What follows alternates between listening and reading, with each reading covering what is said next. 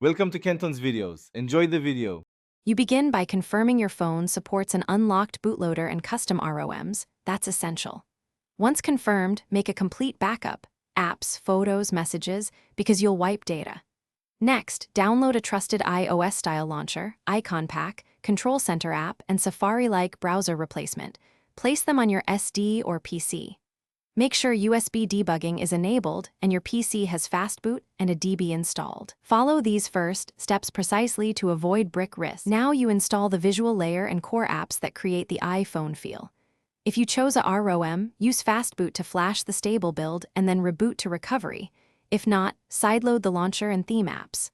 Once installed, set the launcher as default, apply the icon pack, add a control center app, and enable assistive touch. Make sure to grant required permissions, configure gestures and lock screen shortcuts, and test notifications so your device behaves like iOS.